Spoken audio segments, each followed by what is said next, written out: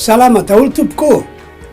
Fifaliana lehibe ho anay fiangonana RHEFI Androndrakely ny manasa anareo tompoko mba hanaraka ny fandaharana zay karakaranay nomenay anarana hoe fiainana vaovao ho anao, fiainana vaovao ho anao. Ao amin'ny Star Times no ahitanao azy, canal 108 sy canal 788. Ao anatin'io fandarana io de misy ny toroteny, misy fampianarana, misy ny délivrance spéciale zay inonay fa isy fiatraikany aminareo zay manaraka zany fandarana izany. Ka dia asaina ianareo tompoko, ila zao namana tsiraray avy zao mantsy za manoka resy lahatra fa antitoana diavintsika ity dia isy zavatra lehibe ho ataon'Andriamanitra ho an'ny olon'Andriamanitra. Ka ifandarana zay anasako anao io ao amin'ny Star Times canal 108 sy 788 dia mandeha isika ny sabotsy atoandro amin'ny 12 sy sasany. Isika ny sabotsy atoandro manomboka amin'ny 12 sasany atoandro. Ka de samotain'Andriamanitra avokoa amin'ny anarana Jesosy zay rehetra manaraka ny fandarana io dia ho avontan'Andriamanitra ny fiainana, ho sitran'Andriamanitra, ho afan'Andriamanitra amin'ny olana sy ireo gadra nataony devoly azy. Raso, rary fahasoavana ho antsika rehetra tompoko.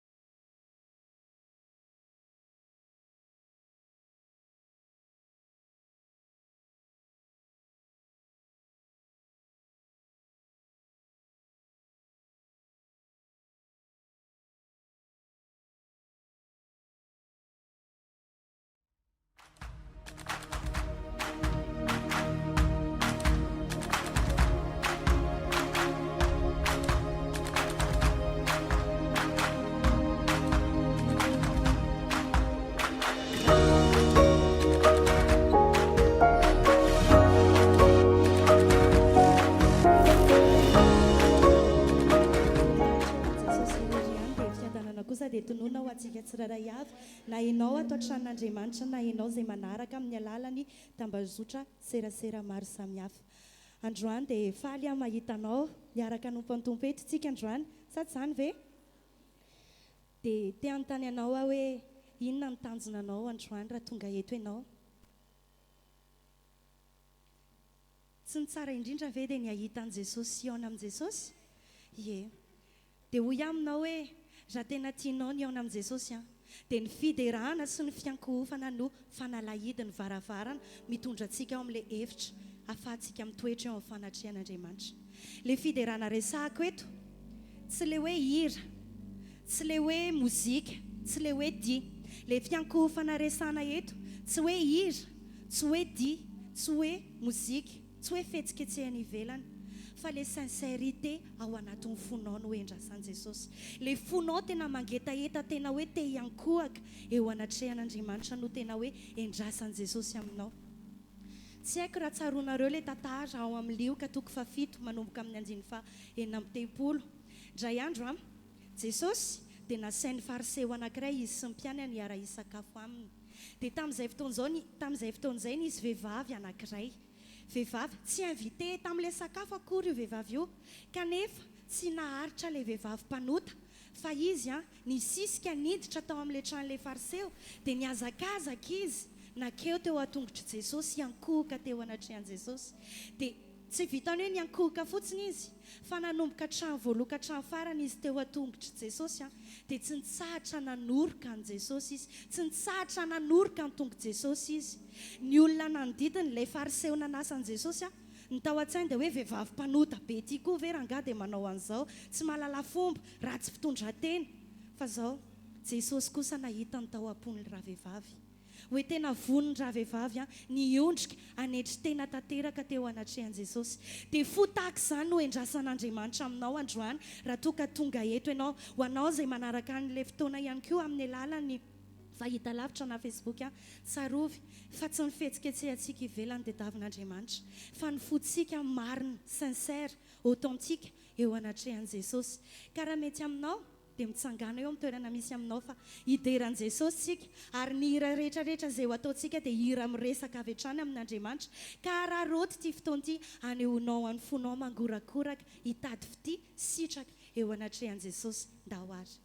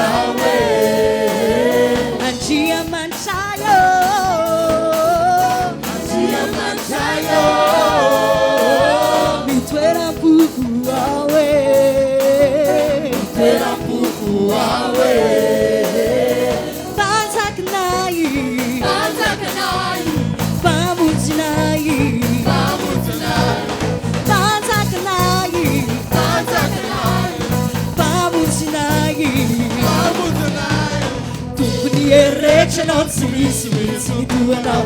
Tiada mirai se mami pizza sos pataka ne muni de. Jesus la la la la. Dia manchayo. Dia manchayo. Ije tu isaye. Ije tu isaye.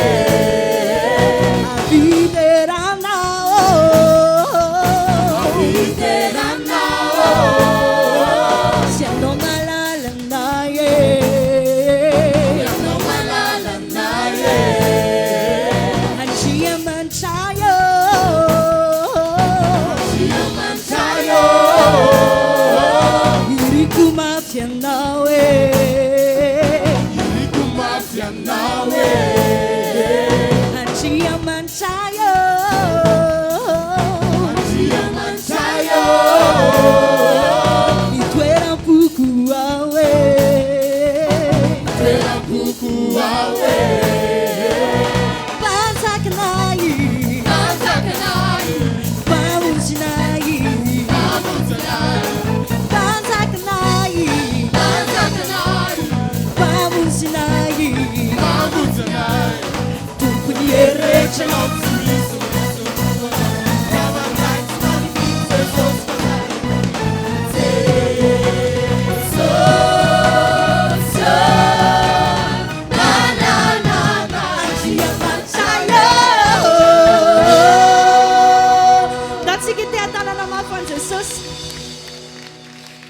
dia manomboka kokoa ane masinofinao hoe dia hivavaka amin'izay zao sy ianao ametraka n'izao fotoana rehetra zao eo ampela tanan'Andriamanitra hoe toa mambavaka mba ianao io mihitsy le anisany ho tafahoana amin'i Jesosy androany hoe toa mambavaka mba izao fotoam-bavaka izao dia fotoana ahafahan'Andriamanitra mampiray anao amin'ny androany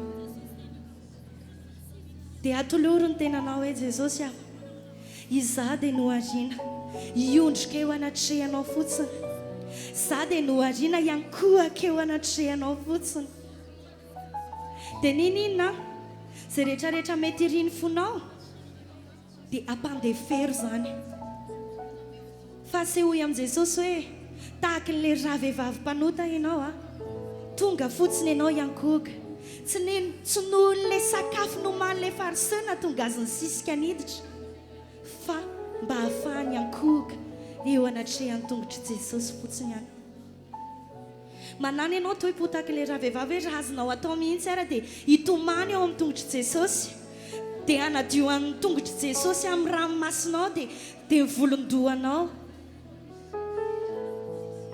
ataovy salamne afaka mikonkrétiser an'izany ianao zao amin'ny alalan'ny toepoanao Jesosy a androany aho anatin'ity fotoam-bavaka ity a dia zava-poana zay rehetra ataonay eto raha toka tsy ankasitrahanao za indrindra Jesosy mahatonga anay mangataka amin'ny famindra-po sy fahasoavanao mba ho eo aminay mba ho sarina tanteraka zay rehetrarehetra hota ho sarina tanteraka zay rehetrarehetra tsy avy aminao fa ianao rery ihany ho isandratra eo aminay eo amin'izao fotoam-bavaka izao eo amin'ny fiainanay eo mombamombanay rehetra atao fitaovana ity fotoam-bavaka ity ampiresanao anay amin'ilay raitsito hoeto izahay tafiakatra amin'ilay tontolo hafa mihitsy any amin'ilay atmosféra lanitra mihitsy any amin'ilay dimension hafa kely mba tahaka n'ireo anjely zay efa mideranao sy miankohaka eo anatrehanao any an-danitra any dia tena hoe hoeto izahay Jesosy a raiso ny contrôle rehetra ny fananay fonay sainay dia ampianazahay ahay anetry tena fena eo anatrehanao ka tsy ankina amin'izaniza manodidina anay firaisana aminao fa tena androany dia tsy maintsy ahitanao fotsontsotro zao zay tsy maintsy havita kasika amin'ny fonao zay zany projet anay androany zany androany tanjonay hoe ny havita kasika amin'ny fonao ahita fitisitraka eo anatrehanao dia noho zany indreto izahay anambara fa maminderanao tsy ao tompo manantona anao dia ahitany voninahitra tao amin'ny fonay Jesosy ny fananay ihany koa dia taozy mba tena anaovanay fiderana mamy be eo anatrehanao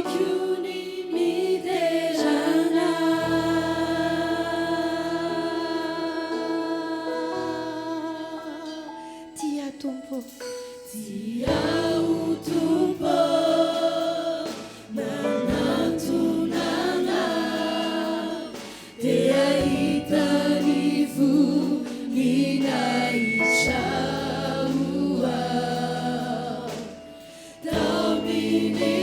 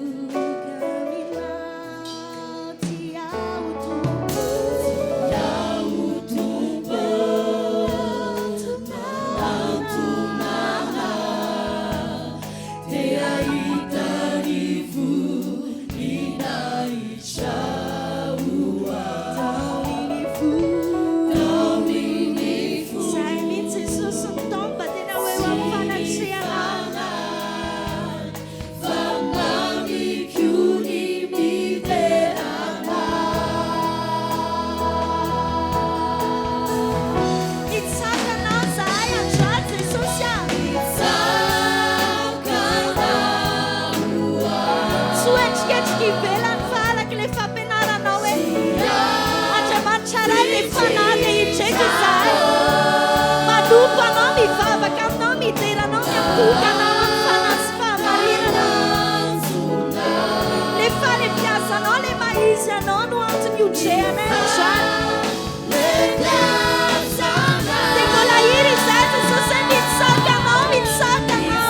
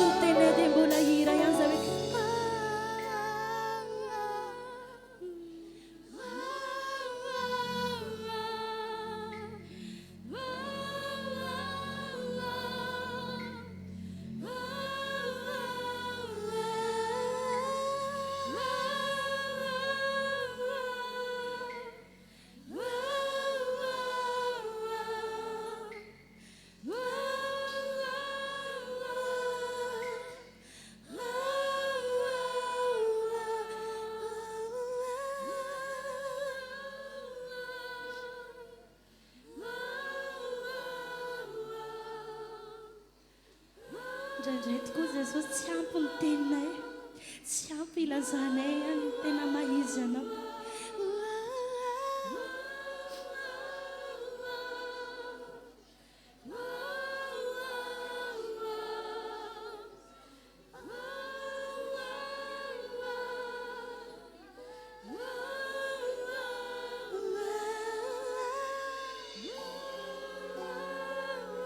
Avo loatra ianao Jesosy, masina sy avo loatra ianao, tsy mendrika akory izay Jesosy ao akeo anatrehanao, kanefa noho ny alehibe fahasoavanao dia avelanao izay akeo aminao.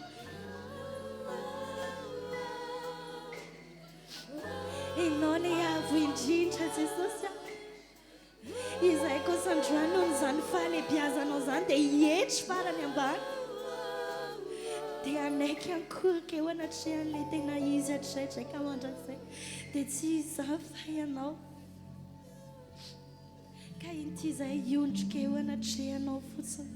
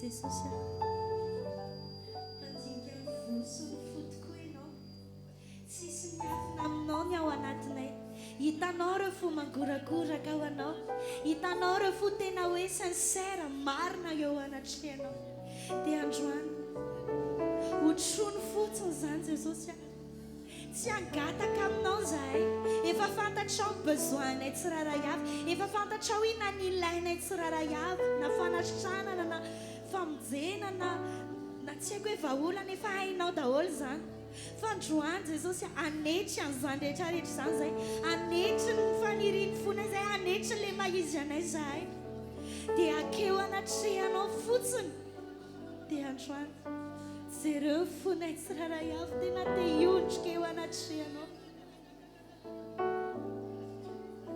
jesosy eo hotrony ny fonay jesosy hotrony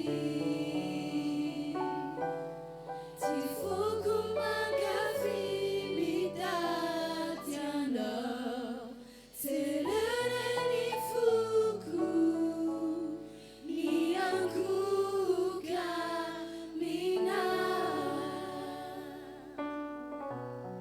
jesosy hotrony ty foko mankafy mitady anao terereny foko miankoka mina jesosy jereo zay hotrony zay jesosy hotrony lay fona foko mankafy mitady anao terereny foko miankoka mina jesosy jesosy hotrony ty foko mankafy mitady anao terereny foko miankoka mina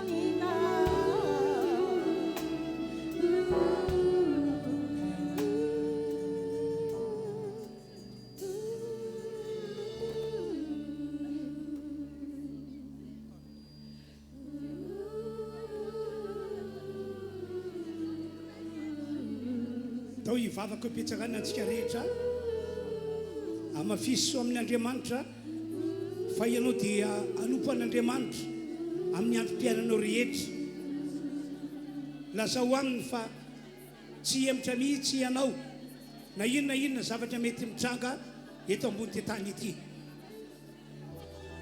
anompo an'Andriamanitra ianao ary tsy emitra satria sarobidy aminao le fiainana mandrakizay zay efa nomanin'Andriamanitra ho an'ny olona zay nino sy nandray an Jesosy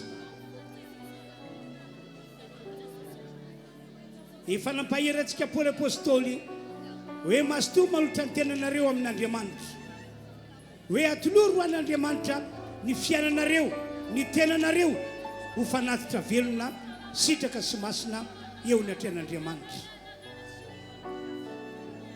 ary zay rehetra tsapanao fa tsy nety kanefa nataonao dia aoka anaovanao fifonana sy fibebana amin'Andriamanitra izany mety eza iaiky ny fahotanao sy ny fahatosoanao ianao samy mivavaka arak'izany isika rehetra manoloana ny seza fiandrianany fahasoavan'Andriamanitra isika io ankehitriny ka dia toy izy ny vavaka ny vavaka mifandray amin'Andriamanitra sy mifamatotra aminy.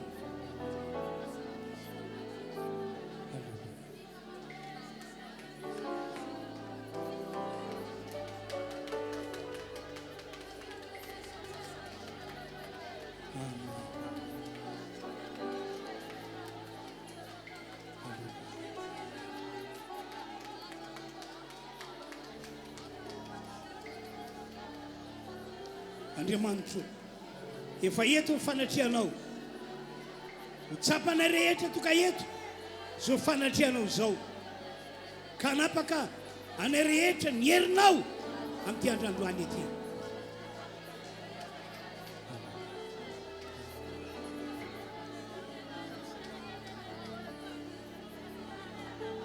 Irahantsika manao la hira hoe ô ny rany Jesosy akipian'ny masonao ataovy amin'ny fonao manontolo zany hira izany.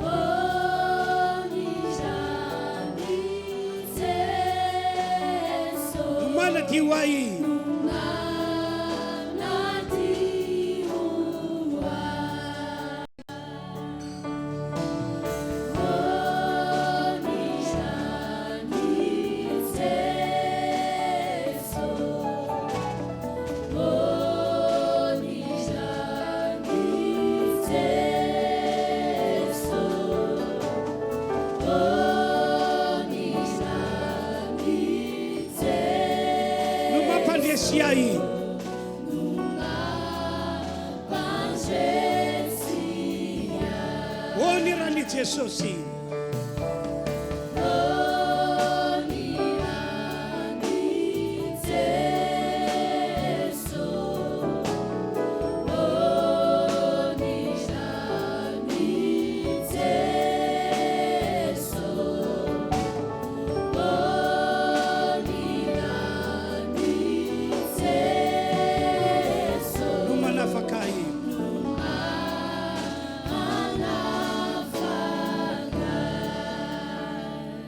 makatoeransika rehetra makatoerany akeo ny mpitarika fiderana rehetra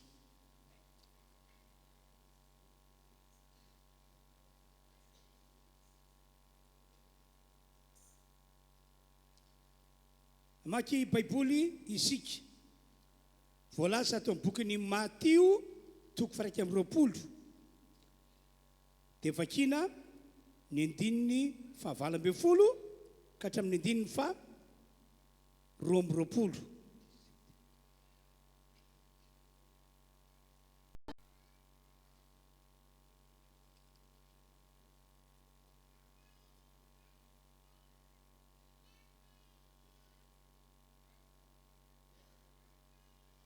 Toy izao no voasoratra. Ary noho ny verina maraina ankany an-tanàna Jesosy dia noana.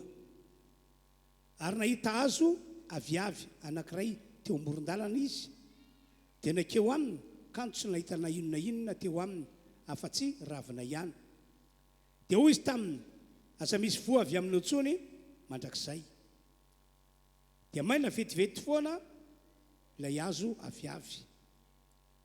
Ary noho ny hita mpianatra izany dia gaga izy ka nanao hoe nanao ahoana re no dia namaina vetivety io aviavy io.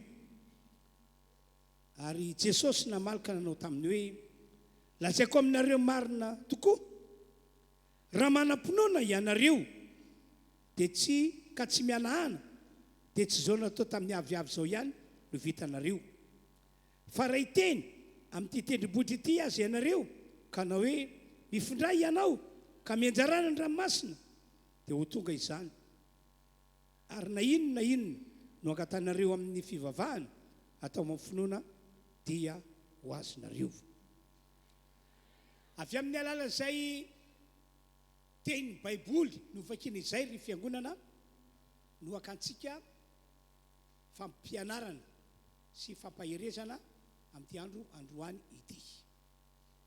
Ianareo izay manaraka ny fotoana any atokantranonareo ihany koa dia mino an'izao teny entinay ho anareo izao.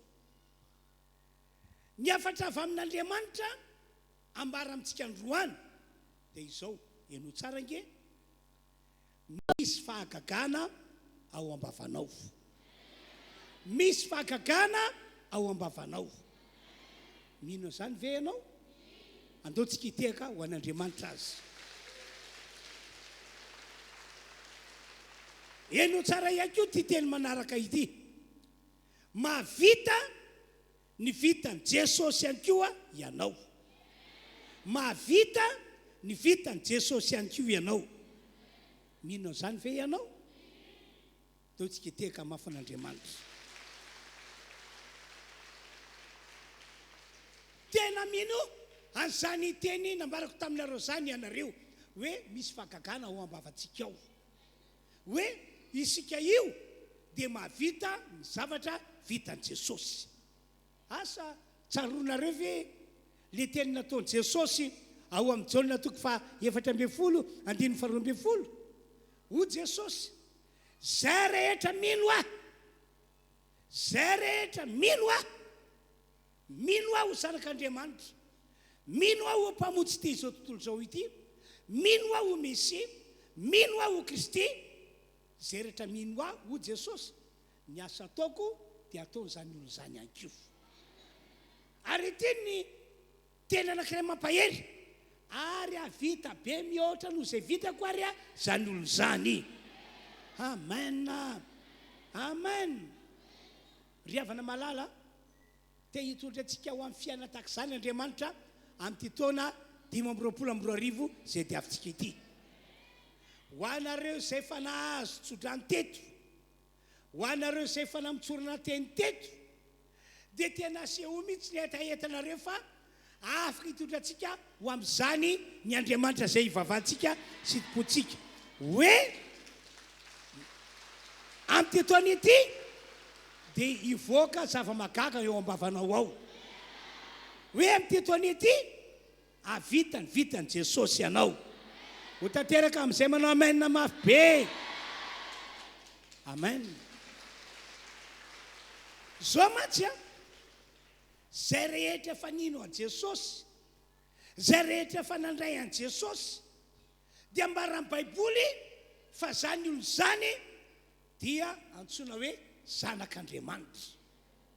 Ho antsika toka eto zany zao, ka tena manana atoka ianao fa efa tena nandray an Jesosy, ary amin'ity fotoam-pivavahana androany ity dia tsapanao tokoa fa ao anatinao Jesosy, dia hoy ny baiboly zanak'Andriamanitra ianao.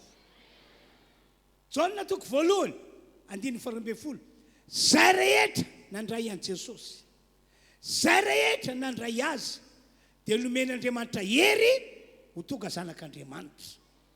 Raha vao nino an Jesosy zany ianao, raha vao nandray an Jesosy, hoe ny vavanao mihitsy nisokatra hoe tena mino an Jesosy ho zanak'Andriamanitra aho, tena mandray an Jesosy hiditra ato anatiko aho, eo ihany dia misy hera avy any an-danitra manangana anao ho zanak'Andriamanitra. Ka ho anareo izay samba tonga eto androany na hoe mbola vaovao, mitona anareo aho mba hitodika amin'Andriamanitra, ary lehibe indrindra amin'izany dia ninonao fa Jesosy tokoa no zanak'Andriamanitra, Jesosy tokoa no mpamonjy, Jesosy tokoa no Mesia, Jesosy tokoa no Kristy, ary ny anam-panao hevitra ny andray azy ka ampitoetra azy ao anatinao. Sady nona ty teniko ity, teny nataon'i Jesosy izy ity. O Jesosy anka ho aminy izahay ka olona ho aminy. Ny programan'Andriamanitra zany dia hoe olona ato anatsika olombelona Andriamanitra, ka na ato amin'ity toerana ity misy anao dia te hitoetra ao anatinao foana Andriamanitra. Miala eto anao ka naiza misy anao ny programan'Andriamanitra dia hoe hitoetra ao anatin'ny foana Andriamanitra. Amen. Ary androany tena mafisiko hoe zanak'Andriamanitra tokoa ianao. Ka aza manaiky ho rebirebeny divoly, aza manaiky ho elingelen'ny divoly, aza manaiky pepony divoly, fa raha tena hoe nino a Jesosy sy nandrain Jesosy ianao dia ara-baky teny zanak'Andriamanitra ianao. Amen.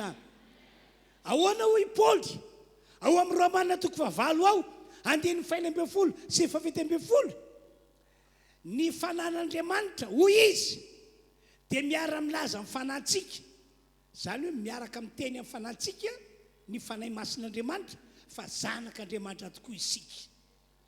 Amen. Io voasoratra io, ny fanahy dia miara-milaza amin'ny fanantsika fa zanak'Andriamanitra isika. Teo amin'ny 7:20, tena zanak'Andriamanitra ara-baky teny. Ary raha zanaka dia mpandova, eny sady mpandovan'Andriamanitra aloha mpiray lova amin'ny Kristy koa. Mpandovan'Andriamanitra zany ny olombelona zay efa tonga zanak'Andriamanitra. Mpandovan'Andriamanitra sady miray lova amin'ny Jesosy Kristy. Ty Baiboly ambara dia hoe zanak'Andriamanitra ianao, zanak'Andriamanitra mitovy amin'ny Jesosy, tsy hoe somary latsaka kely ianao, tsia, fa tena zanak'Andriamanitra mitovy amin'ny Jesosy. Mino azany ianao ry havana. Fa ny fantaniana pera kosa nefa dia zao, ekenao ve ny mahazanak'Andriamanitra anao? Tena ekenao ve ny mahazanak'Andriamanitra anao? Raha ekenao dia ometehaka ho fisaorana Andriamanitra. Ometehaka ho fisaorana azy Andriamanitra. Dia ity ao anaty fonteny, ao anaty fonteny ity, amin'ny mahazanak'Andriamanitra antsika dia mandihana tahaka ny nandihanan'i Jesosy. Amen. Iny tiako amara amin'izany, aza manota intsony ianao, aza manota mihitsy ianao. Zay nge le fiainana tian'Andriamanitra ho hita eo amintsika mandritry ny androm-piainantsika eto ambony tany ity. Ny olo zao tontolo zao, tsy an'Andriamanitra ireny, tsy zanak'Andriamanitra ireny, normal raha manota ny sitrapony devoly no iainana. Fa itsika kosa zay fa natsangan'Andriamanitra ho zanana dia tsy mety amin'Andriamanitra hoe mbola anota foana isika, tsy mety amin'Andriamanitra izany. Ka zay mahatonga mitondra zo afatra izao hoe raha tena manaiky ianao fa zanak'Andriamanitra dia hoy ao, aza manota intsony ianao, aza manota mihitsy ianao. Toery ny devoly izay mampanota anao, toery na endrika manao ahoana, endrika manao ahoana no entiny hisariny anao mba hanota, mijoroa amin'ny mahazanak'Andriamanitra anao ary toero amin'ny anaran'i Jesosy izy. Amen. Amen. Tsy efa hainareo ve torevitra nomen'ny apôstôly Jakoba, ekeo Andriamanitra ary toero ny devoly dia andositra anareo izy. Satria efa nentin'i Jesosy Kristy tamin'izy novonoana teo ambony azy fijaliana ny fahotantsika, dia izay aza manota intsony ianao. Voalaza ty Baiboly ity mantsy, Petera 2:20 hoe Jesosy nitondra ny fahotantsika tamin'ny tenany teo ambony azy fijaliana. Mbola tsy teraka isika tamin'izany, no efa maty teo ambony azy fijaliana Jesosy, ho fitondrana ny fahotan'ny olombelona rehetra tsy misy avara.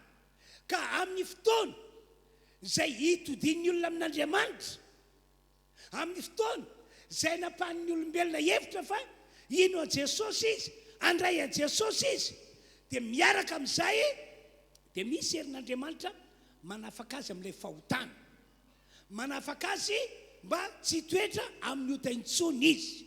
Zay mahatonga amin'ny Baiboly Korintiana 2:5 miteny hoe ko raha misy olona tonga ao amin'ny Jesosy, raha misy olona tonga ao amin'ny Kristy dia lasa olom-baovao izy. Satria le fiainana teo aloha efa lasa any ananinany iny fa tonga olom-baovao izy. Amen. Amen.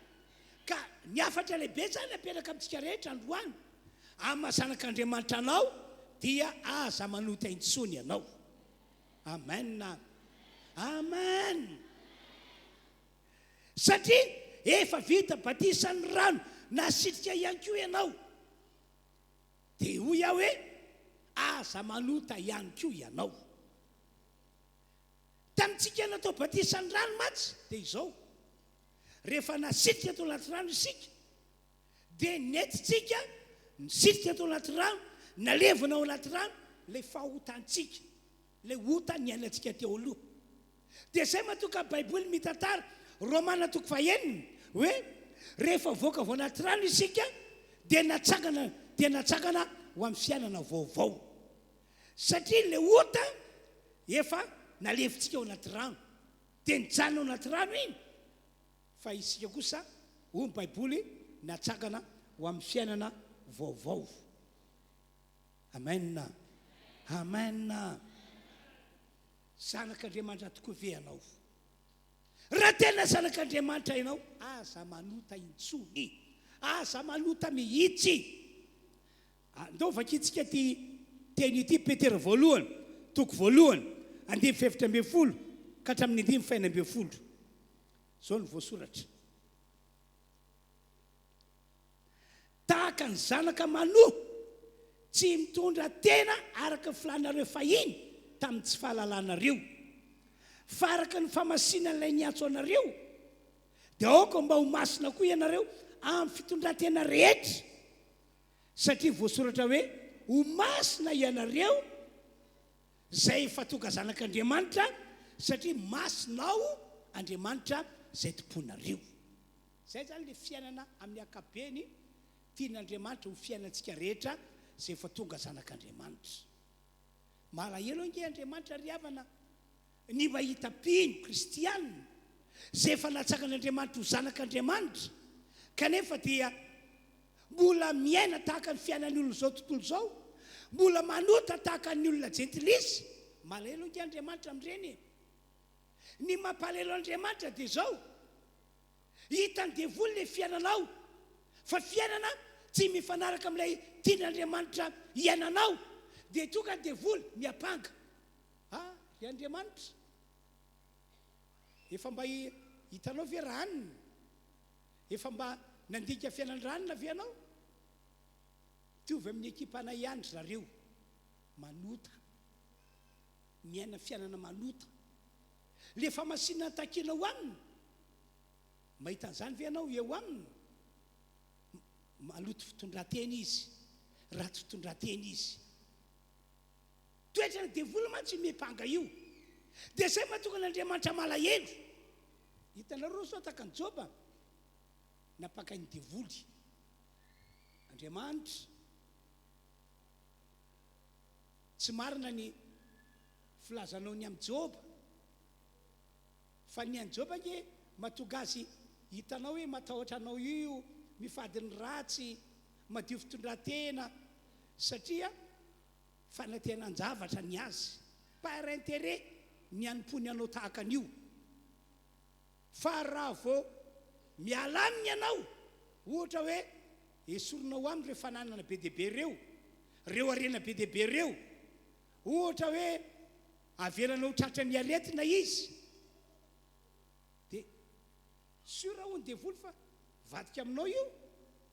Tsy marina ny eritreritra ao Andriamanitra fa tena olona marina Job, olona mahitsy Job, olona matahotra anao Job, mivadika aminao io. Dia hoy Andriamanitra, tsy marina zany, tsy mitombony zany. Aza mipanga ny lehilahy io anao fa tsy marina zany, tsy mitombony zany. Dia andao ary, ho hitantsika eo ary. Dia hoy Andriamanitra, zao ary, ataovy izay tianao atao amin'ny Joba, ataovy izay tianao atao, fa ny ainy tokana fotsiny no asa tendrenao, fa ataovy izay tianao atao. Raha ny arenany no mampialina anao, esory. Raha ny fahasalamany no mampialina anao, tondra ho aretina izy. Fa za matoky hoe Andriamanitra fa tsy vadika amiko. Dia zany no antony natonga ny Joba tratra an'ireny zavatra maro be, loza amin'ny karazany niseho tamin'ny fiainan'ireny. Fa tsy mivadika tamin'Andriamanitra Joba. Dia izay fiainana izay mihitsy no tian'andriamanitra ny fiainatsika amin'ny mahazanak'andriamanitra atsika. Amen.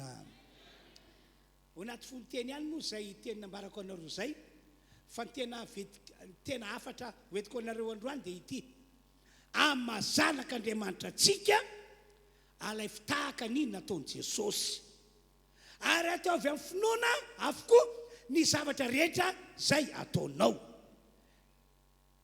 Na inona zavatra ataonao dia arao finoana mandrakariva izany. Hafa mihitsy matsy ny fiainan'ny olona sy ny fiafaran'ny olona manana finoana. Tena hafa mihitsy, tena hafa ara-baky teny.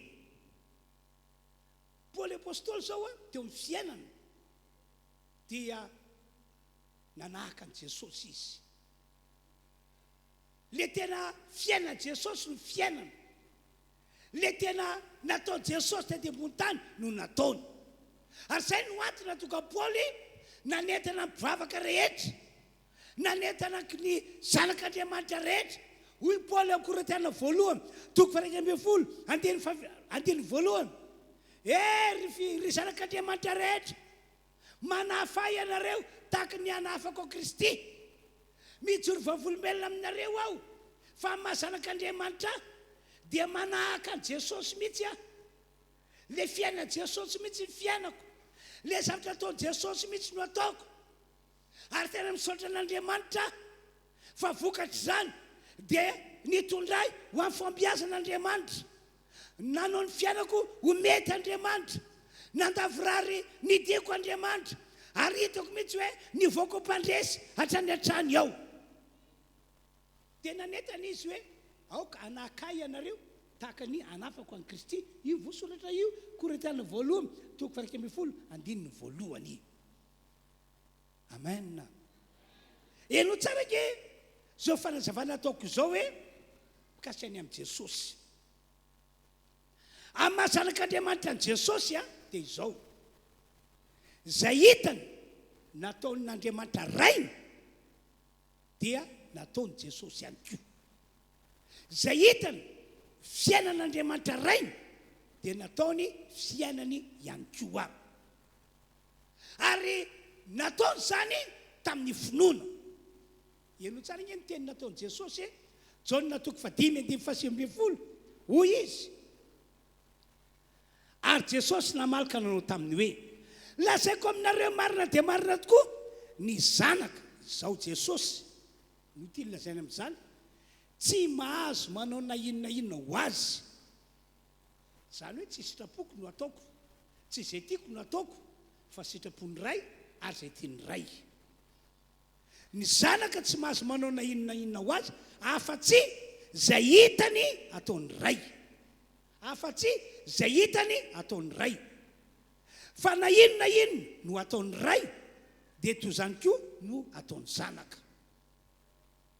Rehefa misy zavatra ataon'Andriamanitra ray dia manara-maso Jesosy: ay, ireny zany ny fiainana mety tokony fiainako amin'ny zanak'Andriamanitra ahy.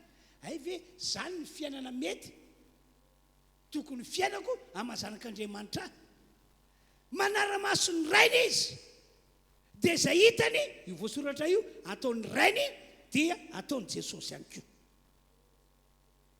Isika ihany koa zany dia tokony ho tahaka izany mihitsy amin'ny mahazanak'Andriamanitra atsika, dia zay hitantsika ataony Jesosy no ataontsika. Satria io zavatra ataony Jesosy io no efa nataony rainy. Ame ohatra, raha nahary an'izao rehetra ary zao ny tomp'Andriamanitra tsy toa, dia inona ho ianao no nataony tamin'izany? Nampiasa teny izy, nampiasa teny izy. Dia hitan'i Jesosy zay fihetsika nataony ray zay hoe nampiasa teny ny ray, dia nisy zao rehetra izao. Dia tapa-kevitra Jesosy hoe zay nataony ray ihany koa zany dia ho ataoko. Eloka filazan'ny Baiboly hoe any boky Genesis ihany, hoy ny Baiboly hoe ny tany tsy nisy elika sady foana. Tsy hay hoe ahoana reny fomba ilazana ny tany tamin'izany fotoana izany. Boribory ve? sa lavalava ve sa efajoro ve tsy eza fombelazana azy tsy zendrika sady foana dia tamin'izany fotoana zany dia tapa-kevitr'Andriamanitra fa hiasa izy ampisy ny zavatra rehetra tokany fotoana ilaina misy ny zavatra rehetra dia inona ho ianao no nataon'Andriamanitra ilay Andriamanitra ray ilay Andriamanitra rain' Jesosy Kristy ary marina fa raintsika ihany koa zany Andriamanitra rain' Jesosy Kristy zany inona ho ianao no nataony nampiasa teny Andriamanitra namoaka teny avao am-bavany Andriamanitra hoy ny tombontsoa tamin'izany hoy izy misy mazava dia inona ny tranga hoy ny baiboly hoe nisy ny mazava misy abakabaka dia hoy ny baiboly hoe dia nisy ny abakabaka tsy nampiasa hery izy tsy nampiasa angovo fa teny avy eo am-bavany no nampiasainy dia ary zao rehetra hitany masika izao andoka vakitsika Genesis toko voalohany dia vakina eo amin'ny 12 sy ny 7 zao ny voasoratra ary ny tany dia tsy nisy endrika sady foana ary ezina no tambony lalina ary ny fanan'Andriamanitra nanomba tambony rano 7 ary Andriamanitra nanao hoe misy mazava dia izao ny toel'le teny dia nisy mazava eo amin'ny 9 ary Andriamanitra nanao hoe misy abakabaka dia re amin'ny 7 tapany farany izao ny toel'le teny dia nisy izany tamin'ny alalan'ny teny no nentin'Andriamanitra nampisy ny zavatra rehetra dia zao ihany koa vaovao mafaly tsy tamin'ny fotoana ny famoronana ihany akory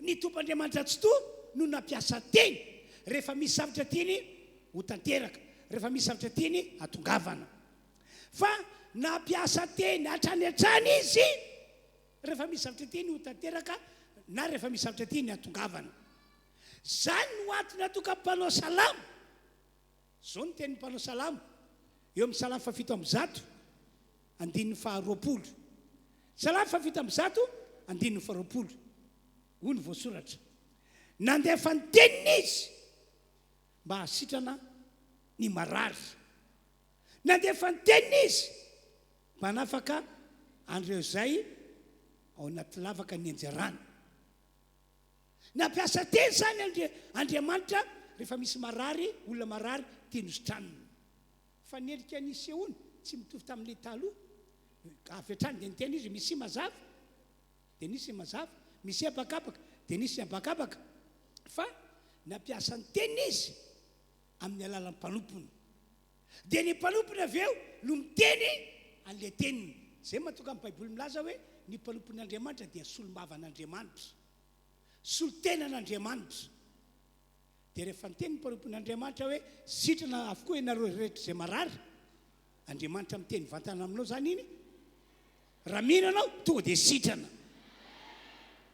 mivany ny olana ho anareo izay manana olana raha mihina anao hoe Andriamanitra miteny vantana aminao iny fa amin'ny alalan'ny mpanompony tonga dia vany ny olana fa raha miana any ianao teny efa mahazatra eny sofiko zany hoe sitrana ianao izay marary hoe mivany ny olana dia izay raha teny raisinao ho mahazatra anao le izy dia mbola mitoetra ho marary ihany ianao mitoetra tsy afaka olana ihany ianao zay mahatonga miteny hoe Jesosy dia nanahaka an'Andriamanitra rainy izy zay nataony ray dia nataony fa narahana finoana amen averiko n'izany fa tamin'ny alalan'ny teny no nampisy an'izao rehetra ary izao misy mazava hoy Andriamanitra tsy toa Andriamanitra ray dia nisy mazava misy abakabaka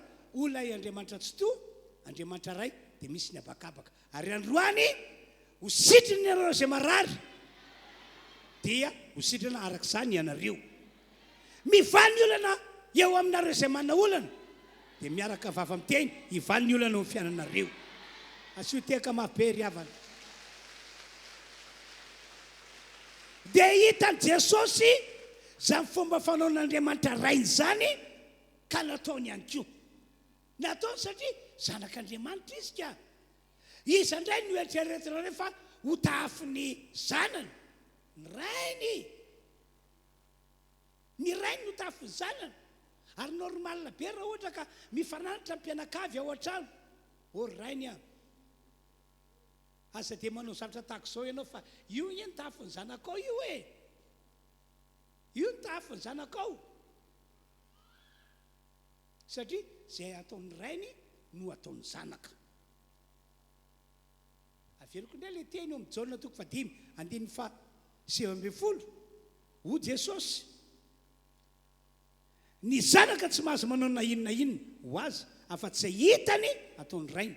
Fa na inona no ataon'ny ray dia toy izany koa no ataon'ny zanaka. Dia no tsara amin'izay ary ty tantaraiko aminareo ity. Ilay Matthieu 20:20 ka hatramin'ny 20:20 izay ny tantara voalohany. Andao averintsika vakina ilay tantara.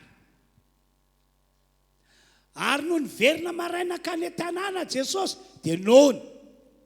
Ary nahita hazo aviavy anankiray teo amoron-dalana Jesosy dia nakeo aminy ka tsy nahita na inona teo aminy afa-tsy ravina ihany.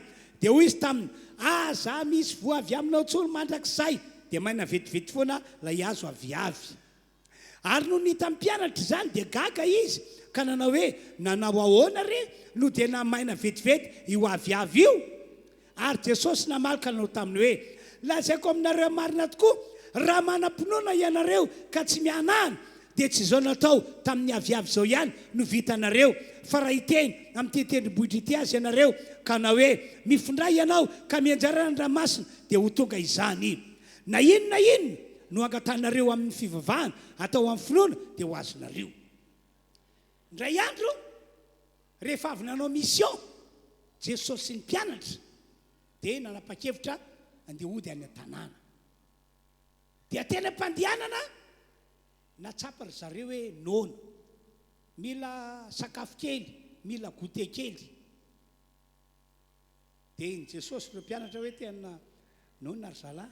Nareo ka tsy mba noana, tena noana mihitsy ka. Dia nitoiza Jesosy any lalana. Kanjo, tena mpandehanana nahita hazo naviavy naniry Jesosy. Dia nijanona. Dia lasa Jesosy mitady voa tao anatin'ilay hazo naviavy. Nitady fa tsy nahita. Normalina be satria tsy mbola tonga ny saison aviavy. Fantary Jesosy zany hoe tsy mbola tonga ny saison aviavy. Fa mba etiko mampianatra ndreky mpianatra reto mahatonga ny tady voa teo masony tao anatin'ilay hazo naviavy. Dia rehefa tsy nahita Jesosy dia niataka kely izy. Dia hoy izy teo mason'ny mpianatra, za misy voa avy aminao tsony mandrakizay. Nozony Jesosy ilay hazo aviavy. Dia andao ry zalahy andeha antsika, toizantsika ny diantsika. Dia lasa zareo nandeha. Ka rehefa maraina ny andro ny apitso, Petera moa olona mafana raha lindina iny, tonga dia nitairiny daholo ny mpianatra namany. Andao ry zalahy, ho jerentsika ilay hazo naviavy nozony Jesosy. Nanahoana ny fiafarany tao. Dia lasa zareo tany. Ka rehefa tonga teo am-potry ilay hazo aviavy izy, gaga ny mpianatra. Ry zalahy, maty tanteraka ilay hazo naviavy ary maina tahaka an'ireny hazo ny latsambaratra ireny. Dia lasa ry zareo nakany amin'i Jesosy, mpampianatra ô, no jerenay vao maraina ilay hazo naviavy nozoninao ary hitanay fa maty maina tanteraka. Nanao ahoana re no antony tonga an'izany? Dia teo Jesosy nomboka nampianatra. Dia ho Jesosy tamin'ireo mpianatra, izao nambarako aminareo izy. Raha manam-pinoana ianareo dia tsy izao natao tamin'ny aviavy izao ihany no vitanareo. Mahavita zavatra mihoatra lavitra no zao nataoko tamin'ny aviavy zao ianareo. Fa condition mila manam-pinoana ianareo. Hitanareo io tendrombohitra goavana be io Jesosy no arian'Andriamanitra io tendrombohitra io ho amin'ny tanjon'Andriamanitra ho amin'ny antony. Tsy azo etsiketsehana io, tsy azo esorina io, fa navelan'Andriamanitra itoetra eo mandra-pifaran'ity zao tontolo zao ity. Kanefa ho Jesosy, raha manam-pinoana ianareo dia afaka mibaiko an'io tendrombohitra io ianareo amin'ny alalan'ny tena loka vavanareo. Raha hiteny ianareo hoe ry tendrombohitra miokota teo, mifondrany an-dranomasina, ka tsy hanany ianareo, iokotra teo io. Tena nambaran'i Jesosy zavatra impossible zany. Fa rehefa ilaina ka tanteranareo amin'ny finoana dia lasa possible zany. Tsy zao natao tamin'ny azo aviavy zao ihany no vitanareo, fa raha hiteny amin'ny tendrombohitra io azy ianareo hoe miongota teo, makanesana an-dranomasina, dia anaiky miteny alokan'ny vavanareo izy. Amen. Amen. Vitanareo zany ho Jesosy. Amaky tantara faharoa indray tsika, Marka 4, 5:30 ka hatramin'ny 1:20. Ary andro zay ihany, rehefa riva ny andro, dia hoy izy taminy, andeha isika hita Oenepita. Ary rehefa nampidiny mpianany ny vahoaka, dia neta tamin'ny sambokely io tamin'izao ihany Jesosy. Ary nisy sambokely sasany koa miaraka taminy. Ary nisy tafiotra mahery, ary nianjerazerany ny alon-drano ny sambokely ka nielo feno rano. Ary Jesosy natory teo ambodin'ny sambokely tambon'ny ondana, ary namoa azy izy ireo ka nanao taminy hoe, mpampianatra ao, tsy mampaninanao fa zao fatesana izao. Ary ny foa izy dia niteny mafy ny rivotra, sady lasa tamin'ny ranomasina hoe maginy, mitsara. Ary dia nitsatra ny rivotra ka toy tsara ny andro. Ary izy taminy, nahoana ny saritahotra ianareo ry mpianatro, tsy mbola manam-pinoana va ianareo? Ary natahotra indrindra izy ireo ka niresaka hoe, iza moa ity fa ny rivotra sy ny ranomasina aza manaiky azy. Ndray andro nanapa-kevitra Jesosy fa andeha hoe riapita, dia niteny tamin'ireo mpianatra izy, ialeto isika Oenepita. Tsika tsy andeha tongotra akory hoe andeha nididina fa lavitra be, fa andeha tsika andeha lakana. Dia nisy lakana hafa ihany koa niaraka tamin'ny zareo tamin'io andro io. Ka rehefa tonga teny ampovoan'ny ranomasina, ny lakana tondra azy ireo dia nitsoka mafy ny rivotra, ary nanonja mafy ny ranomasina. Tamin'ny voalohany aloha tsy natahotra mihitsy ry Petera sy ny namany, fa dia niezaka namany olana. Niezaka namany olana, fa tamin'ny farany tsapan'izy ireo hoe tena dangereux be ty. Tsy mbola nisy fisehoan-javatra tahaka sao hatramin'izay niainanay sy ny nanaovanay asa fanaratona teto amin'ity toerana ity. Tsy mbola nisy tafiotra faran'izay mahery tahaka sao, ary tsy mbola nanonja mafy toy izao mihitsy ny ranomasina. Dia mifoaziny zareo Jesosy, mpampianatro, tsy mampaninanao va izay fatesana izao. Vonjeo zahay. Dia niala tao anatin'ny mivoaka avy tao amin'ilay toerana natoriany Jesosy. Dia nitsangana izy. Dia inona hoy ianao ny teny nataon'i Jesosy? Hoy izy, ry rivotra sy ranomasina maginy, mitsara. Tonga dia teny eo ihany nitsatra ny tafiotra toy ny onjan-dranomasina. Gaga reo mpianatra, gaga. Iza moa ity lehilahy ity? Fa na dia ny zava-boarin'Andriamanitra reo dia manaiky azy, manaiky ny teniny. Iza moa ity lehilahy ity? Fa ny rivotra sy ny ranomasina aza manaiky azy. Ry havana malala, zany no nitranga, satria fantany tsara hoe izy dia makatahaka ny ray, manao izay nataon'ny ray. Ka rehefa misy zavatra ilaina maika dia ampiasaina ny teny, ampiasaina ny vava. Amen. Dia ohatra fahatelo ihany koa tamin'i Jesosy nanangana ny Lazarosy tamin'ny maty. Ndao vakintsika le teny. Jaona 1:20, Andiny 7:30 ka hatramin'ny 4:40. Dia votindray ny fanan'ny Jesosy ka nakeo amin'ny fasana izy. Ary zoa izany sady nisy vato narindrina teo. O Jesosy isory ny vato. O Marta anabava maty tamin'ny tomboko maimbo izy zao fa efa ifarana izay. O Jesosy taminy tsy voalazako fa raha ino anao dia ho hitanao voninahitr'Andriamanitra. Dia nisory ny vato ary Jesosy dia nanandratra ny masony ka nanao hoe ray misaotra anao aho fa efa niaino ahy ianao. Raha izao dia fantatry fa miaino ahy mandrakariva ianao fa noho ny vahoaka mitsangana manodidina noho ny lazako izany mba inony fa ianao no naniraka. Ary efa nanao izany teny izany Jesosy dia niantso tamin'ny fehamahery hoe ry Lazarosy mivoa. Dia nivoaka ny maty, nisy fehipaty ny tanany sy ny tongony sady voafehmy sara koa ny tavany. O Jesosy tamin'ny olona va ao izy ka velao andeha. Tonga tany amin'ny fasana nandevenana ny Lazarosy Jesosy. Ary ny fanapahan-kevitry Jesosy tamin'izany dia ny amelona any Lazarosy efa maty. Anangana any Lazarosy mba hitsangako velona. Dia o Jesosy tamin'ny olona rehetra teo esory ny vato, esory ny varavaram-pasana, dia nesorony.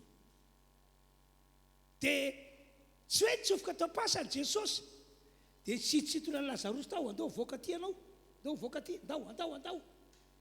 Tsy izay fa teo velany fotsiny Jesosy nanoloana an'ilay varavaram-pasana ny sokatra.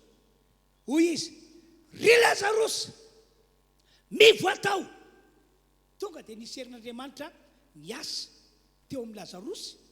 Avy hatrany dia velona ny Lazarosy, afaka tsanga ny Lazarosy, dia afaka nivoaka tao pasana izy. Dia ho Jesosy esory daholo ny fatorana ho vavany sy ny tanany ary ny tongony dia nivahana. Dia hita fa velona somatsara Lazarosy, tsy nisy fofopaty ny tenany. Ndao hiteka avy, ndao hiteka mafan'Andriamanitra isika.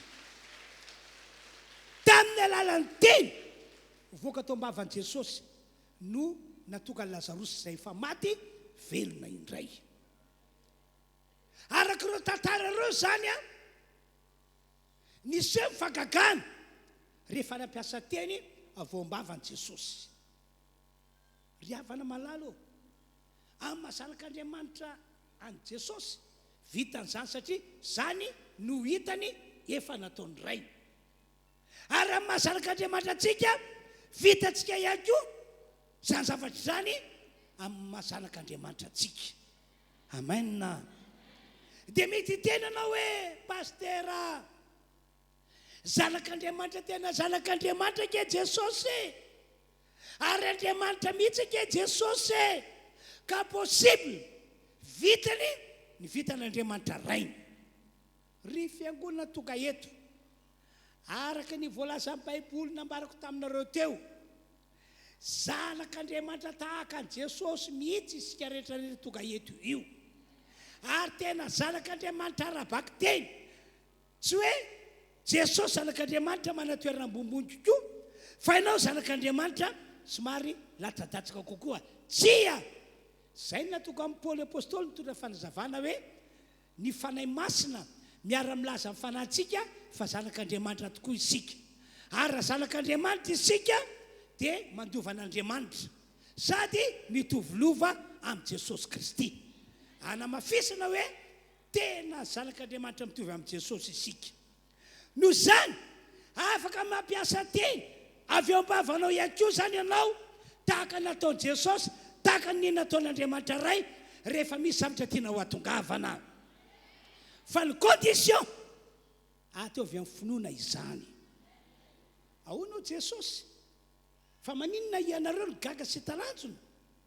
raha nahita lay azona viavy maina matateraka ambarako aminareo ry mpianatra tsy izao natao tamin'ny aviavy zao ihany no vitanareo ainao zany fomba fiteny zany tsy izao natao tamin'ny aviavy zao ihany no vitanareo fa raha manam-pinoana ianareo na dia io telibotra goavambe io azy azonao repekona miala teo mifondrana andranomasina rehefa manam-pinoana ianareo dia anaiky anareo ny tenibohitra zavatra tena impossible nge zany e fa raha ilaina ho Jesosy dia hiala teo io rehefa mamoaka teny avy eo ambavanareo ianareo ary mbola niteny toy izao ihany koa Jesosy maraka toko fairaka ambin'ny folo andimy fahefatra amby roapolo ahoana Jesosy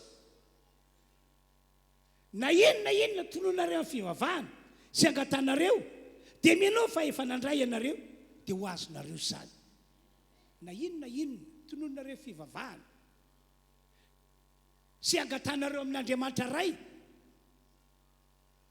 mino ianareo fa teninareo kavavanareo io dia azon'Andriamanitra tanterahana amen ry fiangonana rehetra toka eto zanak'Andriamanitra ianao tena zanak'Andriamanitra ianao no zany ampiasaony teny avao ambavanao ao tahaka izay efa nataon'i Jesosy tahaka izay efa nataon'ny ray fa ho hitanareo fa amin'ity taona 5 amby 20 diavintsika ity ho avan'Andriamanitra isika rehetra ho avan'Andriamanitra ianao amen halleloia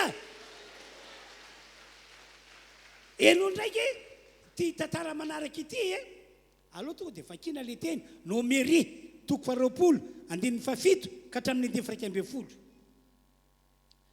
ary Jehovah teny tamin'ny sesika nanao hoe alao tena ka vorisy arona rahalainao ny fiangonana ary metenena vatolampy eo masona dia ampiboboka ny ranony izy ary ampivoaka rano ho an'ny olona avy amin'ny vatolampy ianao ka dia ampisotronao ny fiangonana sy ny biby fiompony tena ilay misesy ny tena avy teo anatreny Jehovah arak'izay nadidiny azy dia noviri misesy arona teo alohan'ny vatolampy ny fiangonana ka dia hoy izy mianao ry mpiodina moa amin'ity vatolampy ity va no ampivoana rano ho anareo ary misesy dia nanainga ny tanana ka nikapoka ny vatolampy indroa tamin'ny teny dia niboboka be deaibe ny rano ka nisotro avokoa ny fiangonana sy ny biby fiompony tena andalana ho any amin'ilay tany tondradrosy tantely namakivaky tany efitra ny zanak'Israely tamin'izany dia kivy ratsy mihitsy izy rehetra fa tena enjana be kay ty fiainana ity anarany tena mba miaraka amin'Andriamanitra anaran'Andriamanitra miaraka amintsika ka rehefa dia zao foana ny ainana tojolana foana misy olana foana zao tsika totsy toerana tsy misy rano manketaeta isika manketaeta ny zanakitsika manketahita toy izany biby fiompitsika dia ny monomonina teo ny vahoaka rehetra ao anaty fonteny tsy hoe rehefa miaraka amin'Andriamanitra isika fiangonana tompoko dia hoe lalana fianvoninkazo foana ny lalana izorantsika tsy mitombony zany tsy zany mihitsy raha ohatry zany no eritreretanao zava-misy ao anatin'ilay famponan'Andriamanitra ataontsika ho disy fanantenana ihany ianao fa raha mbola velona eto ambony tany ity tsy amposika fa mifanetra amin'ny olantsika mifanetra amin'ny ady mifanetra amin'ny zavatra sarotra ny divolo moa no tena tompon'ilay olana tompon'ilay ady tompon'ilay zavatra sarotra fa ny mampiavaka atsika amin'ny olona zao tontolo zao sy amin'ireo jetylisy ny olona zao tontolo zao possible tapidalakale mandra-pahafatana fa itsika manana an'Andriamanitra zay mpamaolana ary mahavoavaolana mahavoavaolana amin'ny fomba magaga ka ny mety amintsika dia izao mila mandrosoa an'Andriamanitra foana isika tsy mihemotra tsy miverin-dalana ary tsy mahazo miala amin'Andriamanitra zay ny mety amintsika amen dia hitan'Andriamanitra ary ny fimononana nataon'ireo zanak'Israely dia niantso amin'ny sesiaroan'Andriamanitra avianareo amin'ny rahalahy mankaty amiko aty resaka tsika zao oentiny teanao ry misesy dia makanesa ary am'le tendry aram-bato be ry vatolampy be iry anareo dia atsoa daholo vahoaka rehetra tangorony eo dia mitenena amin'ny vatolampy io anao mba hivoaka rano io vatolampy io ianao misesy no asaiko miteny hoe ry vatolampy mamoary rano ianareo osotro ny vahoaka zay ny teny aminareo marina aloha fa Andriamanitra ka mandriamanitra azy afaka manao asa direct tondra fagagana eo anoloantsika e tahaka zay fa nataony teny amin'ny tany hevitra hafa inona ny tranga rehefa hitan'Andriamanitra fa monmonina nitapatapa ny zanak'Israely rehetra dia avy hatrany nandatsaka mana avy any an-danitra tsisy mpanelanelana izy avy hatrany nandatsaka mana ho sakafo ny zanak'Israely dia avy eo na dia efa rivotra izy nanangona ny papielika rehetra nanangona ny retsi-poy rehetra avy any amin'ny toerana marobe tany natosika ny rivotra nakeo amin'ny tombony zanak'Israely mba hoena sakafon'izy ireo ohatr'izay mihitsy Andriamanitra afaka miasa mivantana tsy misy mpanelanelana izy fa tamin'ity Andriamanitra ity dia tsy izay no nataon'Andriamanitra fa Mosesy sy Arona no nasainy niteny tamin'ilay vatolampy mba hivoaka rano ny vatolampy ka rehefa niteny tokoa Mosesy sy Arona dia nivoaka rano ny vatolampy ary dia nisotro ny zanak'Israely inona moa zany tian'Andriamanitra ambara amintsika io vavantsika zanak'Andriamanitra io misy fagaganao mavita zavatra vitan'Andriamanitra io mavita zavatra vitan' Jesosy io amen ka amin'ity taona ity dia samy isika manana fahasahina amoaka teny ao vao mavatsika la zao daholo zay zavatra tianao hitranga ao amin'ny fiainanao fa ho ataon'Andriamanitra tanteraka izany indrindrindrindra masy a indrindrindrindra ka hoe efa nomena tsodrano isika efa namitsorana teny isika tena olonafy isika eny ka manana fahasahina mamoaka teny ombavanao ohatra afaka miteny ianao hoe ry fitahina midira malaky ao atokantranoko ianao ataovy amin'ny finoana zany ohatra ry vola midira malaky ao atokantranoko ianao ataovy amin'ny finoana izany raha mahita antsika manao zany ngamba ny olona ny velana dia mety eritreritra hoe reto bavaka reto tena vokely ny sainka vokely ny saina tena daladala mihitsy zareo ka miasa zareo fa io ipepetrana fotsiny nohony izy iteny ry fitahina midira ao an-trano ry vola midira ao an-trano ka miasa zareo dia zany no ataony tsy manina zay fitsarany olo zao tontolo zao e tsy fantany matsy ny voasorotry ny baiboly ny voalasan'ny tenin'Andriamanitra amen fa isika mila mamoaka teny avao mbavantsika mipasahina amen fa zay inonao dia ho ataon'Andriamanitra marina ho ataon'Andriamanitra tanteraka taka manokana zao a tamin'ny pasahina na rana finoana no nitsofako rano anareo tamin'ny 5 volana janoary lasa teo tamin'ny pasahina tamin'ny finoana no namitsorako teny ho anareo za resy lahatra ny amin'ny teny nataon'Andriamanitra hoe hoy izy toaviko ny teny zay aloka vavam-panompoko ary tanterahako ny saina na ny hevitra zay omeko azy dia nanao fampiarana zany aho dia mino fa arak'izany mihitsy no hitondran'Andriamanitra anareo amen amen fahasahina beky niny ilazako taminareo hoe zavatra impossible hitranga eto ambony ty tany ity kanefa dia hoy aho hoe ho tsara be ho antsika ty taona ity amen raha ny zava-misy ka impossible zany e fa rehefa Andriamanitra ny asa tsy misy masakana dia anjarany ireo indray ny miny zay tsodrano nataoko zay zay tenina voto zay fa raha mino anareo dia ho hitanareo voninahitr'Andriamanitra. Marta tsy voalazako fa raha ino anao dia ho hitanao voninahitr'Andriamanitra. Mino ianao dia ho hitanao fahatantaran-tsodrano, fahatantaran'ireo tenina votsotro, ho tanteraka amin'izay manao tehaka mafy be, arana horakoraka. Amen, amen. dia zao ary hivavakantsika rehetra dia andao hisaotra an'Andriamanitra tena hisaotra, satria nandre an'izay afatra izay ianao dia mafiso amin'Andriamanitra ny fanaikianao fa ianao dia an'Andriamanitra, mba ahafahan'Andriamanitra manamafy fa ianao tokoa tena zanak'Andriamanitra.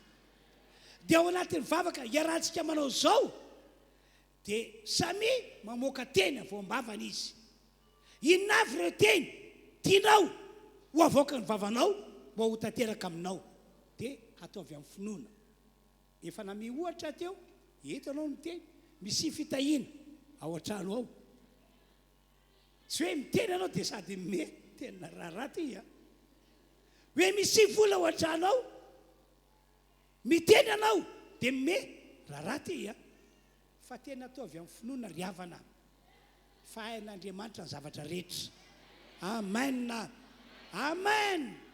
Andao tsika rehetra ametraka tanana ny fotsika na hoe anantritra ny tanantsika dia hivavaka hisaotra an'Andriamanitra arak'izay nambarako izay. dia ao anatin'izay samy miteny arak'izay tianao tenenina hoe inona avy tianao avoaka ny vavanao fa ho ataon'Andriamanitra tanteraka izany. Da ho azy.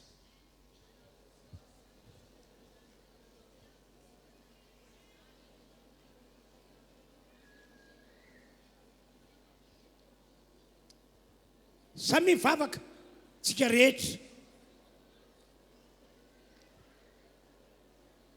samy mivavaka tsika rehetra. Le fisaorana atao miboboka ao anatinao a fa zanak'Andriamanitra ianao dia andeha tahaka izay nandehanan'i Jesosy zanak'Andriamanitra, anao tahaka ny nataon'i Jesosy zanak'Andriamanitra. Ataovy amin'ny fisaorana dia lazao azy izay tianao ho lazaina, teneno izay tianao ho tenenina, aza mametra an'Andriamanitra ianao. Hoy aho hoe misy fakakana ao ambavanao ao, mavita zavatra vitany Jesosy Kristy ihany koa ianao.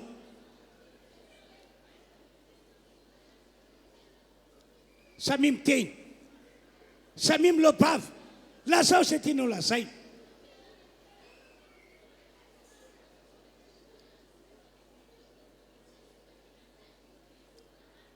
dia angatako isika mba angina kely vetivety a dia akipihana nefa ny masonao azesorinao ny folonao ny tanana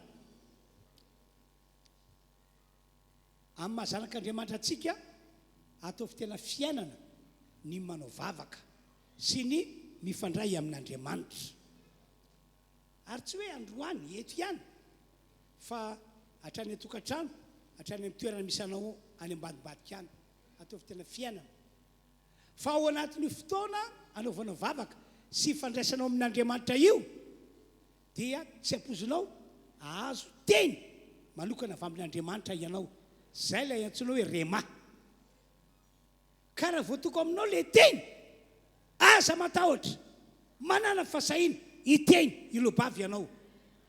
Ohatra hoe mpivavahana ianao, eo ao anatin'ny fotoana ifandraisanao amin'Andriamanitra ianao, na ao anatin'ny fotoana misaintsaina ny tenin'Andriamanitra ianao, no mahazo tena vo anatinao hoe lazao mba hiditra ho tokantranonao ny vola, tonga dia lazao ampasahiana ry vola midira fa ianao tokantranoko ianao.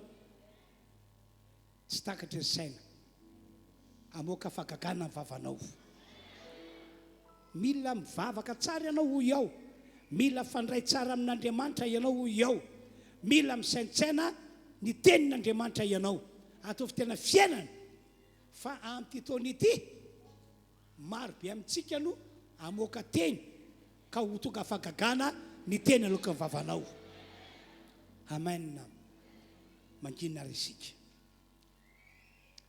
eno zay lazain'ny fanay masina aminao eno tsara ny rema omeny tompo anao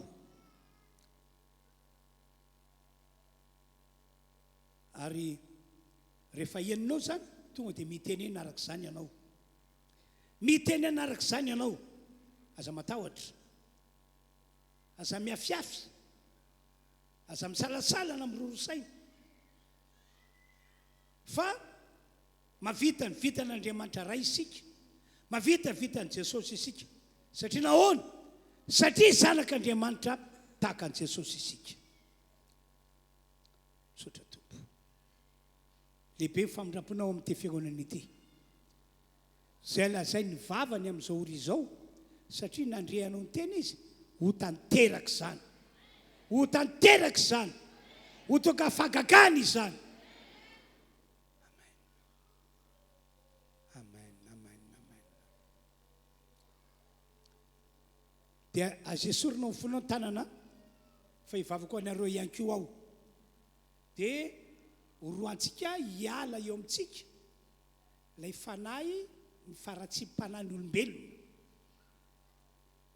maro aminareo reo a no efa misy zavatra tokony ho tonga eo an-tananareo any amin'ny toeram-piasana any any amin'ny toerana misy anareo any fa misy akasiparan'olombelona manao sakana eo tena hoe manao blocage dia ho teneniko io fanaratsy mampirisika ny olombelona an'io faratsym-panahy io hialo aminareo dia rehefa voaroaka moa zany tonga dia tonga aminao le zavatsoa tonga aminao le zavatsoa lanitra tonga aminao le fiainana tena hoe mety ny famindramponao ho amin'ity fiangonana ity ry tompoandriamanitra tsitofo ny famindramponao ho amina rehetra manarika ty fotoana ity ka androany mijoro eto anatrianao raiko aho ary anao pratika ny teninao sy ilay fomba fiainanao amin'ny anaran'i Jesosy ny ara-tsy-panan'olombelona manao sakana andreo zavatsoa tokony ho an'ity fiangonana ity miala miala zao dia zao miala eo alohan'ny olona miala amin'ireo dossier karakarany olona miala amin'ny anaran'i Jesosy miala amin'ny anaran'i Jesosy mandeha ihany rehefa ny aratsy manosika ny ara-tsy-panan'ny olona manao sakana miala amin'ny anaran'i Jesosy miala amin'ny anaran'i Jesosy raiso ny fahasoavana raiso le zavatsy ny lanitra voahomana ho anao zany voahomana ho anao zany misaotra tompo misaotra halleluia halleluia halleluia ho anareo zay marary ihany koa miteny anareo aretinao miala amin'ny olona toka eto ny aretina miala amin'ny anaran'i Jesosy ny aretina ho anareo zay manana olana ho tenena ihany koa zany olana zany miala ny olana ho avan'Andriamanitra ity fiangonana ity ho asen'Andriamanitra ny mahandriamanitra miasa ny fomba magaga amin'izao fiangonana izao sotra tompo amen totsika hanao hira anankiray a eo am-pitsanganana tena hoe idera tena hoe idera tena hoe ame voninahitra ny tompo satria falibetsika fa ny olazain'Andriamanitra tamintsika ny marina ny amin'izay tokony fiainantsika normal aomby anao normal andresy anao alefa azy dao mba raha tsika ampinoana araka le teny teo hoe tsy mahanitra intsony zao sy anao amen dao ary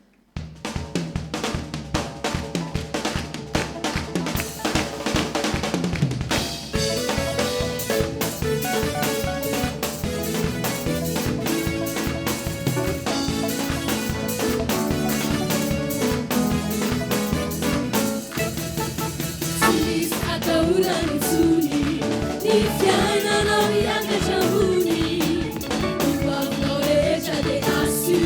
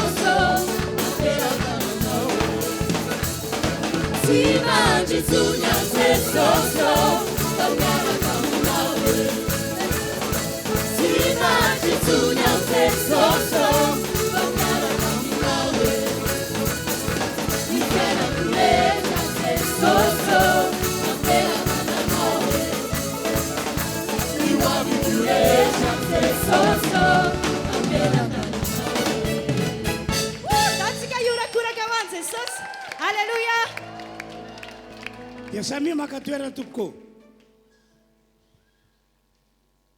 dia hitondra ny fanatitra indray zany tsika amin'izao fotoana izao ataovy amin'ny fonao rehetra ny fanatitra eto misy ny boatina mpafolokarena tongava dia eto alohana eto misy an'ilay fanaonantsika ny émissiontsika misaotra ny tompo isika fa manana émission vaovao indray ao amin'ny Star Times canal 108 sy canal 788 isika ny sabotsy amin'ny 12 ora sy sasany atoandro manana adiny ray ao tsika dia fa nisy fomba fandaminana omaly alahady omaly sabotsy ao no fandrony nandeha izay émissiontsika izay ka ho anareo dia lazao ny namana zay manana Star Times na tsy haiko manaova abonnement amin'ny Star Times zay zany no filazana aperako amintsika ndao tonga dia mandrositsika mpidera kosa mbola nentanantsika ho amin'ny fanompoana an'Andriamanitra amin'ny hira mandroso ianareo zay tokony androso ety anoloana hitondra ny ampavolo-kareny tatazana eny toerana fanatitra mahazatra.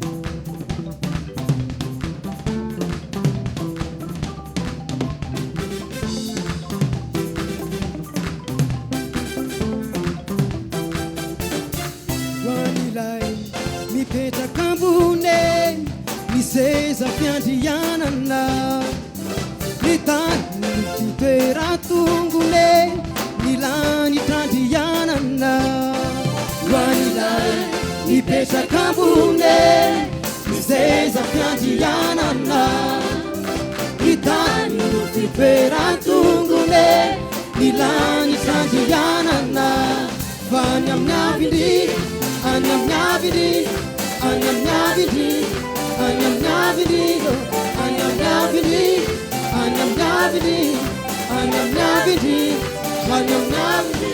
Pauya we, oh oh, antera, oh oh, pauya we, hey, antera, oh oh.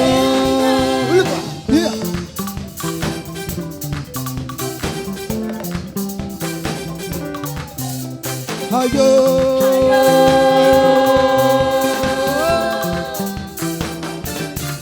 wanilay mipetrakambune sorety zao manandratravo tiran tirobatirony fa amin'ny fitoerana wanilay mipetrakambune sorety zao manandratravo tiran Batirune, Famini Fiperana, Anyamnavidi, Anyamnavidi, Anyamnavidi, Anyamnavidi, oh, Anyamnavidi, Anyamnavidi, Anyamnavidi, Pauya we, oh oh, Antera, Pauya we, Antera, oh oh,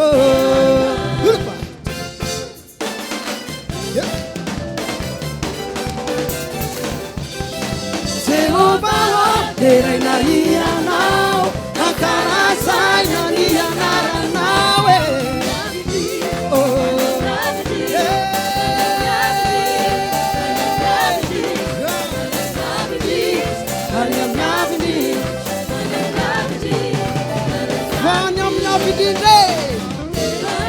oh, oh oh, Tera, oh oh,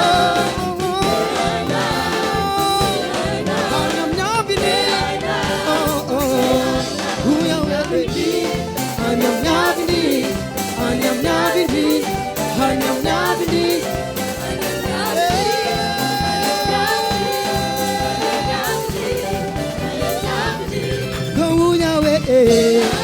Oh oh, Tera, oh oh, Huyawe, Tera, oh oh, Terana, Terana, Terana, Huyawe, Anyamnyavidi, Anyamnyavidi, Anyamnyavidi, Anyamnyavidi, Anyamnyavidi, Anyamnyavidi, oh oh,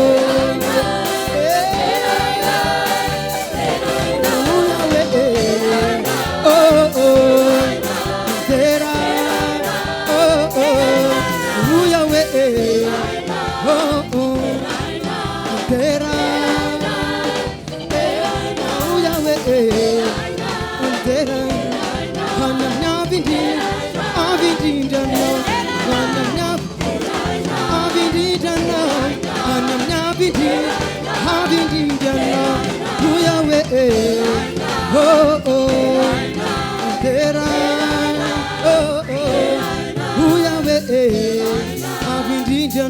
Any amin'ny avindrindrana any amin'ny avindrindrana any amin'ny avindrindrana. Datsika te tanana mafy fideranan'i Jesosy. Teka mafy be ho an'Andriamanitsika tompoko. Amafisina ny filazana fa rehefa avy eo mbola mitovy fotoanantsika amin'ny 12 sy amin'ny 2 ora tolakandro. Faly foantsika manompo ny tompo eto. Amen. Dia ny filazana anankiray lehibe satria fa vita ny tsodrano sy ny famontsorana teny ho antsika fiangonana sy ny sampana rehetra vita omaly. Dia rapitso alatsinaintsika anao fotoan-dehibe eto amin'ny 9 ka hatramin'ny 8. Na dia hatramin'izay tsy afaka azy ianao dia mba manaova sakrifisy fotoana kely raha possible tonga eto anao rapitso alatsinainy fa anao vavaka fisaorana lehibe ho an'Andriamanitra isika. Satria tena hiandrandra zavatra lehibe avy any an-danitra avy amin'Andriamanitra isika amin'ny taona 5:20 ity. Aza tara fa amin'ny 9 fa manomboka amin'ny fotoana tsy tara ianao satria amin'ny 7 tsy maintsy mifarana ny fotoanantsika eto. Deo tsika hitsangana amarana ny fiarana teto tompoko. Misaotra ry Tompoandriamanitra ry ilay izy hatrizay ka ho mandrakizay. Misaotra ny amin'ny fotoana izay tondranao anay teto androany. Misaotra sy makasitraka. Indro ankehitriny fa aneo ny Andriamanitra lehibe anao ianao eo amin'ny rehetra isam-batan'olona amin'ny taona 5:20 ity. Ary isy fahagagana hivokatra rehetrany avy ao ambavany tsiraray avy satria hiteny amin'ny finoana izahay dia ho amarinao izay lazainay. Misaotra ray amin'ny anaran'i Jesosy. Amen. Samy tain'Andriamantsika rehetra tompoko.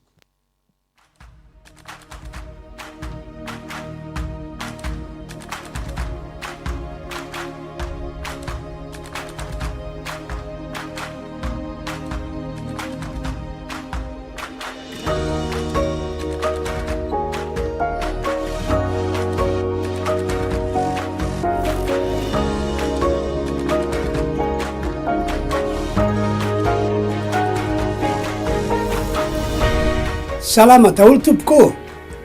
Fifaliana lehibe ho anay fiangonana RHEFI Androndrakely ny manasa anareo tompoko mba hanaraka ny fandaharana izay karakaranay nomenay anarana hoe fiainana vaovao ho anao. Fiainana vaovao ho anao. Ao amin'ny Star Times no ahitanao azy. Canal 108 sy canal 788. Ao anatin'io fandarana io dia misy ny toriteny, misy fampianarana, misy ny délivrance spéciale zay inonay fa isy fiantraikany aminareo zay manaraka zany fandarana izany. Ka dia asaina ianareo tompoko. Ila zao namana tsiraray avy zao mantsy za maloka resy lahatra fa antitoana diavintsika ity dia isy zavatra lehibe ho ataon'Andriamanitra ho an'ny olon'Andriamanitra. Ka ifandarana zay anasako anao io ao amin'ny Star Times canal 108 sy 788 dia mandeha isika ny sabotsy atoandro amin'ny 12 ora sy sasany. Isika ny sabotsy atoandro manomboka amin'ny 12 ora sasany atoandro. Ka dia samotain'Andriamanitra avokoa amin'ny anaran'i Jesosy zay rehetra manaraka ny fandarana io dia ho avontan'Andriamanitra ny fiainana, ho sitran'Andriamanitra, ho afan'Andriamanitra amin'ny olana sy ireo gadra nataony devoly azy. Raso, rary fahasoavana ho antsika rehetra tompoko.